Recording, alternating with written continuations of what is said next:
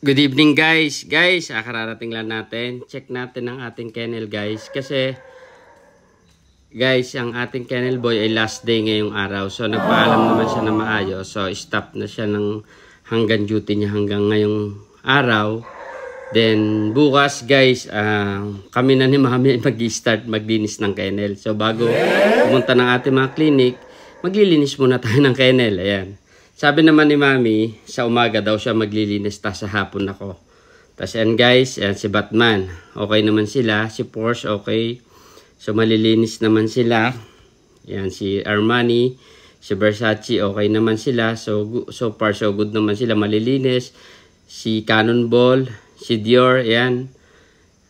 Si Red, yan. Maayos sila and then malinis dito sa loob ng kennel. Hindi masyadong mabaho. So wala pa siguro iihi o nagpupupo. Yan. So, okay naman sila guys. Si Kilua, relax na relax. Malamig. Malamig dito. 23 temperature. Yan. Ang ating mga corgi nandito pa rin sa gitna. So, hindi na natin abalahin yung kabila. Yung mga female natin. Ito si Jor talaga. Makulit oh. Oh, ikaw ba ipamimigay na talaga namin? So guys, marami ba may gusto kay Jor?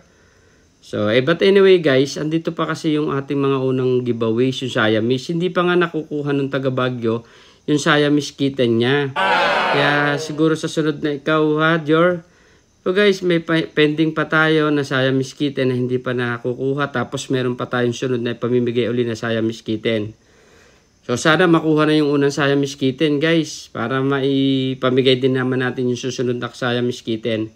So yun guys, nakita niya, nag-update lang ako. Ngayon lang ako sumilip ngayong gabi. Kasi nga, alam ko last day na ng ating kennel boy.